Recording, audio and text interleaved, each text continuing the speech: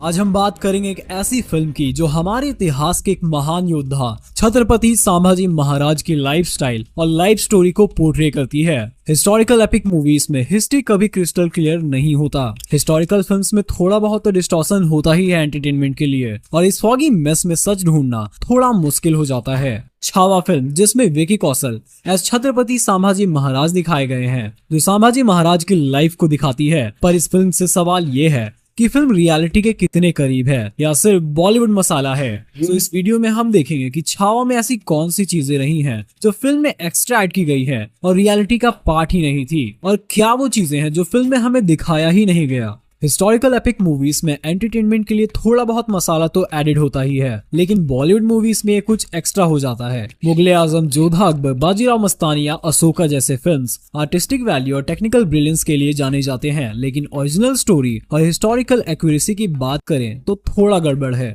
Chhaava late Marathi writer Shivaji Sawant के novel पर based है, लेकिन फिल्म देखने से लगता है कि एक हिस्टोरिकल सागा कम और एक one man hero commercial Bollywood movie ज्यादा है।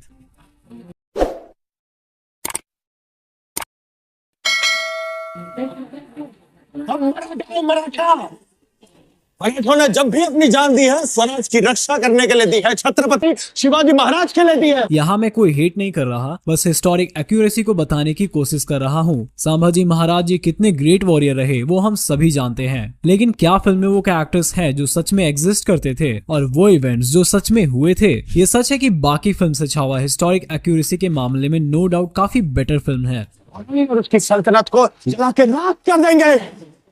हमें हराने वाली हर कोशिश को मारेंगे, हर षड्यंत्र को तोड़ेंगे। छत्रपति शिवाजी महाराज का सपना पूरा करके ही छोड़ेंगे। लेकिन फिल्म उतनी भी एक्यूरेट नहीं है। आई थिंक ये फिल्म से हम हिस्टोरिकल ऑथेंटिसिटी एक्सपेक्ट कर सकते हैं, एटलीस्ट उतनी ही जितनी हिंदी सिनेमा अलाउ करता है। लेकिन सच ये है, कोई भी Bollywood historical epic slow motion battle sequences और राउजिंग मोनोलॉग्स के बिना कंप्लीट नहीं होता। तो चलिए कंपेयर करते हैं फिल्म में दिखाए गए सीन्स को असली इतिहास से, ये जानने के लिए कि मूवी रियल इतिहास से कितनी क्लोज है। फिल्म में दिखाया गया है कि संभाजी महाराज अपने पिता शिवाजी महाराज के प्रति बहुत समर्पित थे। उनके लेगेसी को आगे बढ़ाना ही उनका मकसद था, लेकिन असलियत में दोनों का रिश्ता शुरुआत में थोड़ा खराब था। उनके आइडियोलॉजीज अलग थे। हिस्टोरियंस के हिसाब से संभाजी महाराज ने औरंगजेब के जनरल दिलेर खान के साथ अलायंस किया था।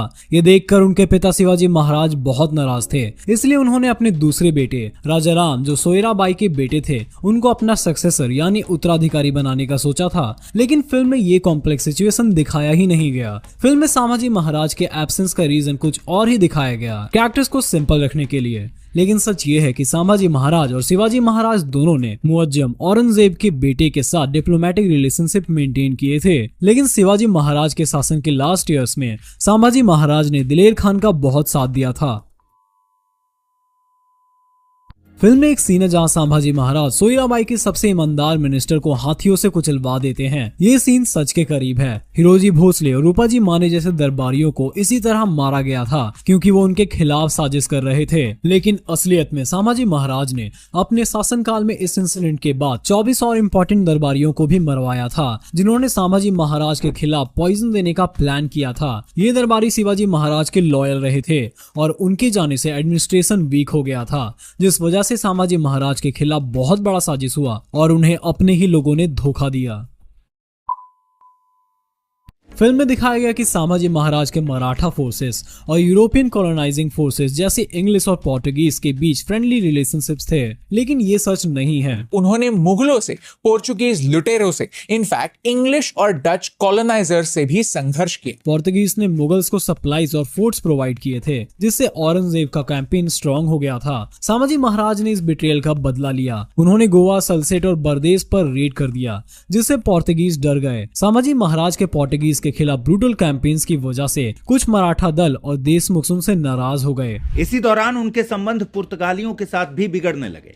दरअसल दक्कन सल्तनत पर लगाम लगाने के लिए पुर्तगालियों और मराठों ने कई वर्षों तक गठबंधन बनाए रखा था, लेकिन छत्रपति शिवाजी महाराज की मौत के 2 साल बाद 1682 में संभाजी महाराज ने पुर्तगाली क्षत्रों के साथ लगने वाली सीमा पर किलेबंदी शुरू कर दी, जिसके चलते पुर्तगाली मराठाओं का साथ छोड़ मुगलों के खेमे में आ गए। ऐसे में पुर्तगालियों को नियंत्रण में लाने के लिए संभाजी महाराज ने एक के बाद एक उनके कई ठिकानों को निशाना बनाया। राजा अपने रिसोर्सेज डिस्ट्रॉय करने के लिए भी तैयार थे ताकि पोर्तुगीज को सप्लाई ना मिले। इसी टाइम संभाजी महाराज ने 24 दरबारियों को भी मरवाया, जिससे उनका मराठा साम्राज्य पर पकड़ कमजोर हो गया। संभाजी महाराज ने ब्रिटिशर्स के साथ डिप्लोमेटिक रिलेशनशिप मेंटेन किए क्योंकि उन्हें मुगल्स के खिलाफ ब्रिटिश गन पाउडर की जरूरत थी। उन्होंने अबैसियंस रिफ्यूजी सिद्दी कम्युनिटी के साथ भी झगड़े किए, जैसे उनके पिता ने किया था।